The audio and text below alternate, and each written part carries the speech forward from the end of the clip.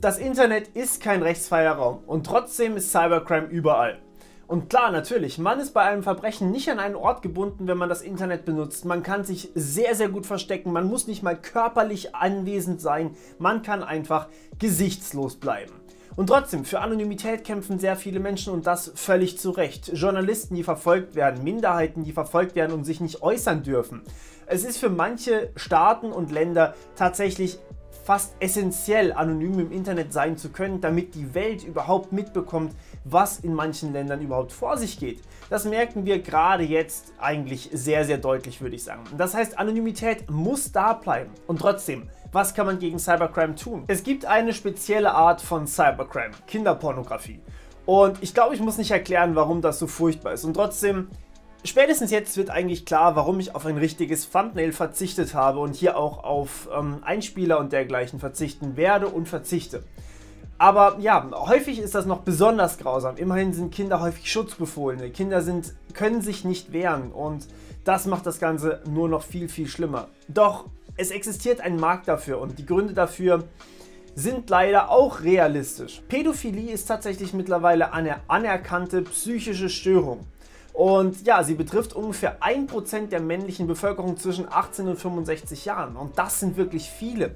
Das sind ca. 250.000 Männer, die in Deutschland alleine entweder pädophil oder hämophil sind. Hämophil bezieht sich auf die frühpubertäre Phase, das heißt ein bisschen später. Pädophilie ist wirklich Kinder.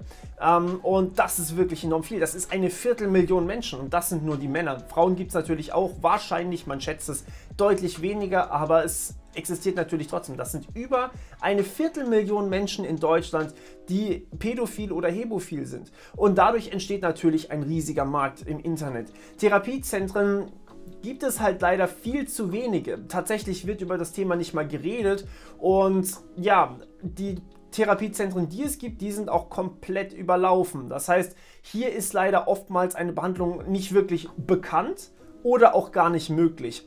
Und deswegen muss dieses Thema ab sofort nicht mehr tabuisiert werden, sondern wirklich angesprochen werden, damit die Leute auch tatsächlich wissen, wo sie hin können.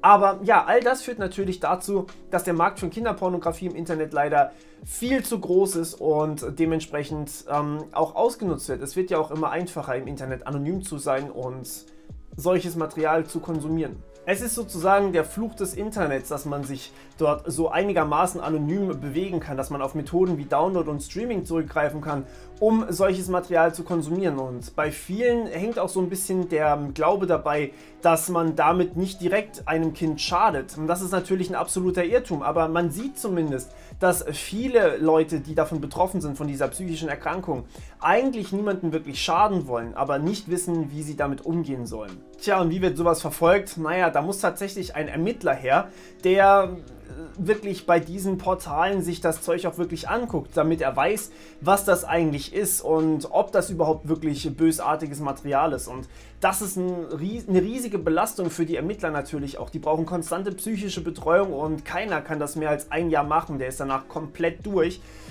Was auch ein weiteres Problem ist, warum dieses Thema so absolut dringlich ist und behandelt werden muss. Tatsächlich gibt es sogar seit kurzem eine Live-Karte, die trackt, wann, wer, wo, was getan hat. Das heißt tatsächlich, was für Material da runtergeladen wurde, ob es gestreamt wurde oder ob es gedownloadet wurde und sogar mit welchem Browser, mit welcher IP-Adresse das Material eben genutzt wurde. Und ja, da sieht man auch einen absolut deutlichen Trend, aber natürlich kann man das nur machen, wenn das Material vorher klassifiziert wurde. Keine Ahnung, wie sie das vorher gemacht haben. Und natürlich die IP-Adressen bzw. die Standorte, die da angegeben werden, die sind natürlich nur so weit gültig, wenn die Leute kein VPN oder Tor oder einen Proxy benutzen. Wenn jemand sowas benutzt, dann ist natürlich der Standort ein völlig anderer. Und trotzdem, viele Nutzer sind tatsächlich oder viele Täter sind tatsächlich nicht so informiert, dass sie sich hier verschleiern. Manche nutzen sogar Handys zum Angucken von solchem Material.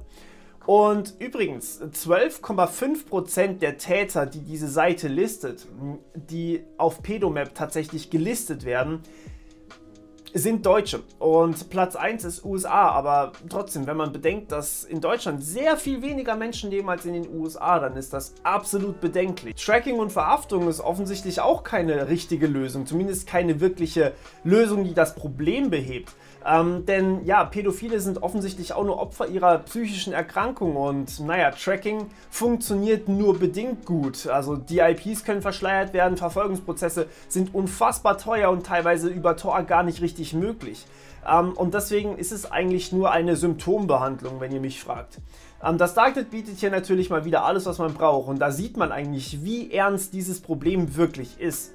Doch eigentlich, so eine Verhaftung bringt auch nicht wirklich was, selbst wenn man den Täter wirklich erwischt, sage ich jetzt mal.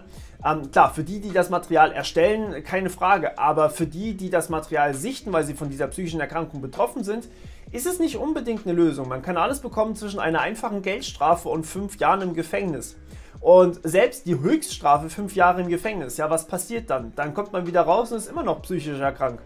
Und ja, da hat man natürlich dann trotzdem nicht wirklich eine Alternative. Die lernt man jetzt nicht unbedingt im Gefängnis. Man lernt nur, dass es falsch ist. Aber ich glaube, das ist vielen Tätern durchaus schon bewusst. Es gibt Medikamente, die das behandeln und es gibt natürlich auch einige Therapiemöglichkeiten. Aber mit solchen Sachen wie Pedomap zum Beispiel oder eben auch tatsächlich der Verfolgung und dann tatsächlich Verordnung vielleicht von Therapien, das könnte tatsächlich hier eine Lösung darstellen und für viele Betroffene wirklich auch einen Unterschied machen. Ja, das Video ist anders geworden, als ich es mir erst dachte.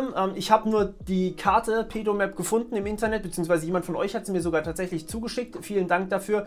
Und ich habe mich dann in die Recherche begeben und muss sagen, ich habe das nicht so erwartet. Ich habe nicht erwartet, dass es so viele Menschen sind, die davon betroffen sind. Ich habe nicht erwartet, dass Deutschland so krass betroffen ist von dieser Thematik. Und vor allem habe ich nicht erwartet, dass es eigentlich eine psychische Erkrankung ist, für die es tatsächlich eine Therapiemöglichkeit gibt.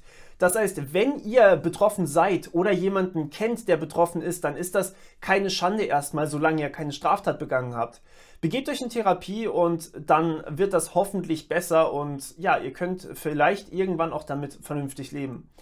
Gut, das war's von meiner Seite. Ja, ernstes Video heute mal wieder. Ich schaue, dass wir nächste Woche wieder was Witzigeres machen und wir hören uns beim nächsten Mal wieder. Bis dann, ciao.